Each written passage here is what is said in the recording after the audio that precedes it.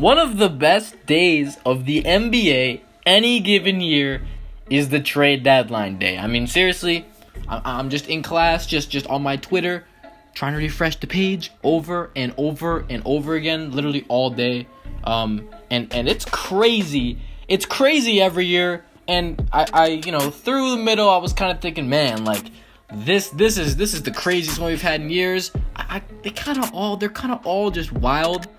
But the shit that the Cavs did today is probably the most like hectic and ridiculous things. Like the Cavs traded 7 or 8 of their players. Let me think. How many? I think it was 7. Let's see. Isaiah Thomas, Channing Frye, Derrick Rose, Jay Crowder, Iman Shumpert, Dwyane Wade, and I think that was all the players. So only 6 players.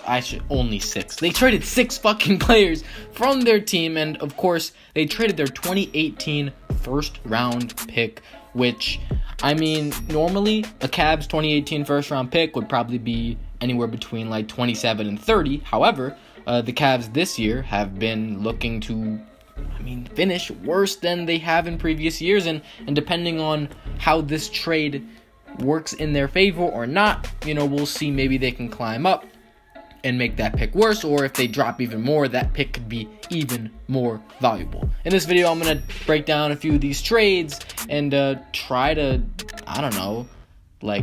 gauge where their team is at, what their team is doing, if their team is built better than it was before. There's a lot to talk about because a lot of stuff went down. I don't think there's really anything else really that important that happened that didn't involve the Cavs today, because we had, Emmanuel Mudiay was traded, which is, that's a decent player getting traded, but it's not nothing like what's going on with the Cavs. The Cavs are always under speculation. They're a team that, we're always thinking about because they're in the finals every year, and it looks like they're not going to continue that streak. However, we don't know yet because the Cavs are still the Cavs. They always figure it out by playing playoff time. They have seemed to be able to do that. However, this year it feels different, but we always keep an eye on them to see what's going on, and they did a roster overhaul. And they traded some pretty significant players. Let's start off with the first trade. They got rid of Isaiah Thomas, Jay Crowder, and their 2018 first round pick in exchange for Larry Nance Jr. and Jordan Clarkson. Now, it's clear that the purpose of this trade for the Cavaliers was to to just get rid of Isaiah Thomas, because you could tell with this trade here, at first you look and you see, why would they want Jordan Clarkson and Larry Nance? I'm thinking, well, you just wanted to get rid of Isaiah Thomas. Isaiah Thomas was a detriment to this team in the short time he was here, and it's clear that the Cavs just gave up on him. He has shown little promise in terms of getting back to his former self, and it's a really sad thing. I really want to see him succeed, but it just wasn't working. And they were growing impatient. They got rid of him. However, when you look at this and you look at the other trades they make, this trade, it speaks more as an effort to rebuild the team. You're trading for 2 young players that have shown flashes, that have, shown that potential to be pretty good players, and they're young, and this is exactly the type of move that a rebuilding team would do. Trade away a player that, he's not old. Isaiah Thomas isn't old. They did trade Channing Frye, though. He's really fucking old, but Isaiah Thomas is a guy that they don't think can help them anymore. He's a star persona, but he's not playing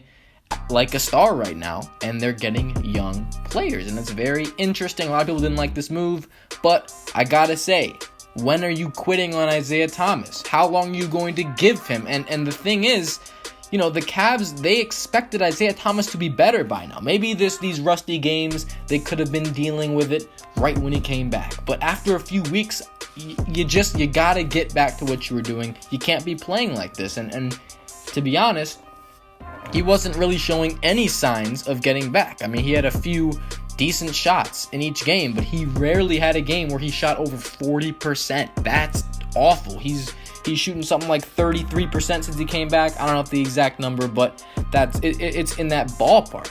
Now, if you're the Cavs, you think, well, look, this team is trying to contend, and they traded for Isaiah Thomas because they wanted another superstar player. They expected Isaiah Thomas to be that Celtics Isaiah Thomas of last year. And the thing is, if you're a contending team, you can't just have that Isaiah Thomas. It's like, if he's not back to playing well, you got to get rid of him because you don't have time for this. You need to get your team in shape to try to win a championship. You can't be, worrying about something like this. You need him to be that great player, and he's clearly not.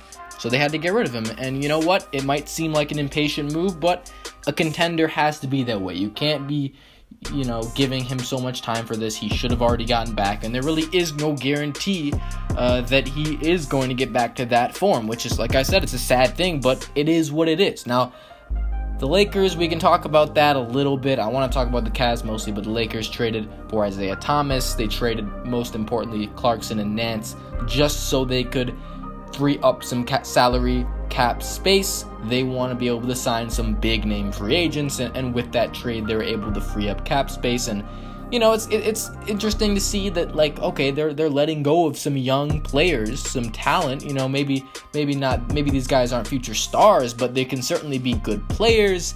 But they're like, you know what, we have bigger plans in the future. They get IT. It's really not about what they got back. That first round pick next year, I think that might be their best grab from this. I don't know what Isaiah Thomas is going to do with the Lakers, if he's really even going to stay past this year.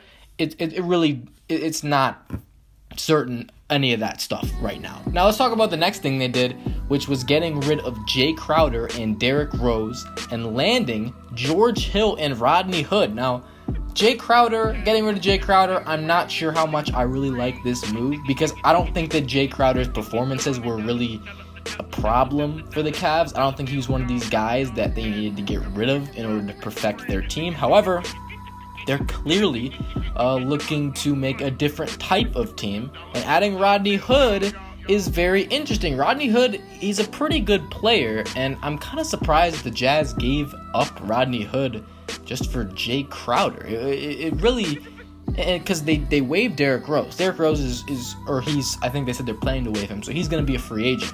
And the Timberwolves are looking to sign him, but I think Rodney Hood is a guy that should have gone for more. He's still a pretty young guy. He's about 6'8", and he can score really well. He's athletic. He's long. He's a guy that is built like one of these demigod basketball players almost. I mean, I won't say he's like a Giannis or anything, but he's 6'8". He's got a shot. He's pretty quick. He can score the ball for sure. But, he's a pretty young player, and he's definitely a guy that you would want on a team that is, trying to collect young talent. And the Cavaliers, a team they previously were the oldest team in the league, it looks like at this point they're like, man, we just gotta dump all these old guys. We gotta freshen up in here, and to be honest, it looks like they're trying to rebuild their team because they got Nance and Clarkson and Hood. George Hill is the only player they added that doesn't make it look like they're rebuilding. George Hill, he's the type of guy that you're going to add to a contending team because he's a solid point guard that can shoot the ball and defend, and he's a veteran player. But he's nothing special. He's not a ball dominant player. He's a really good role player, I would say. So this could help for short term. But those other three guys they got, those guys will get better, I would say. So very interesting, right there.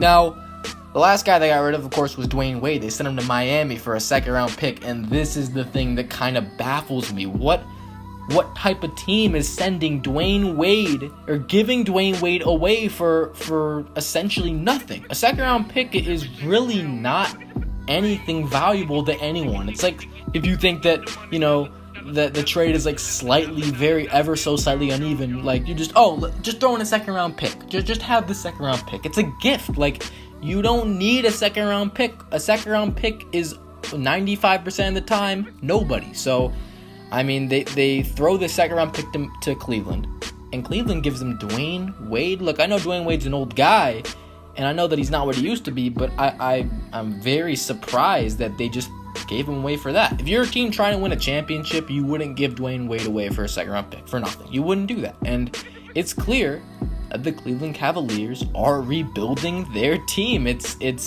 is crystal clear at this point, because whether they did this or not, it's pretty likely that LeBron James is out of there. If they'd still kept that roster, who knows what would have happened to this team? And what are the chances that this team would have gone on a huge run and just turned everything around and shocked everybody, and won the championship? That would get LeBron back, but what are the chances of that? This team is clearly broken, or the team was clearly broken. It's a new team. It's a hella new players, new key players. The team was broken. So LeBron he's probably out of there either way. So why not get started with rebuilding? Why not, be in a better position with your team just so you can plan for the future better? I don't see why the Cavaliers wouldn't start rebuilding. I think it's a pretty good idea. A lot of people criticizing the Cavs right now, but I don't know. I don't really have that much of a problem with any of these moves. Does it make them better immediately? I don't know if I'd say that. I don't really think it makes them that much worse, honestly, because they had a lot of players that they didn't really fit that well together. A lot of older guys, a lot of guys that weren't so strong on defense. I mean, they traded Isaiah Thomas and Derrick Rose, their 2 point guards, and they got George Hill, a guy, that, contrary to them, is a pretty damn good defensive player. They traded Dwyane Wade as well. Again, guys that can't defend. So I think they're trying to do a few things. They're trying to get rid of their old players. They're trying to rebuild. They're trying to get players that defend better and get rid of their players that don't defend. They're trying to make a team that fits better. I gotta say, George Hill is kind of like the ideal point guard you want playing with LeBron. He's not that ball dominant. He can shoot the ball and he can defend. It helps him out a lot to have a guy like George Hill. Yeah, he's not going to take over a game for you, but as a role-playing point guard, George Hill is about as good as you can get it. Rodney Hood, he's a guy that's going to be taking more shots. He's going to be their third guy, essentially, and their second guy for now when Kevin Love is injured, and he's going to be one of their guys for the future probably, unless they quit on him somewhere down the road. But I just got to say, I think the Cavaliers made some smart moves. I think overall, this is good. This is a good initiative. This is the idea that they should have. LeBron James has not given us any word about where he's going, if he's going to stay here, what his future plans are. Let's just do what's best for us. They got to stop worrying about LeBron, because if they're not getting answers out of him, they're not getting his long-term commitment. You gotta just act as if he's not coming back, because I don't know why you wouldn't give your team a straight answer. If you wanted to stay there, you'd tell him that, and you'd be like, okay, well, you gotta stock up our assets, and I'm here for the long run. I don't think he is. I would be shocked if he comes back to Cleveland next year, unless this new team is just amazing. If it just happens to be amazing, then maybe he'll return. But honestly, I think the Cavs did what they could do for their future. That previous team, it wasn't working. And I don't see how it would have worked. I think this is a smart move for them. They might not win the East this year, but at least they're going to have a future beyond this year. And that's essentially more important, because they weren't going to win the East anyway.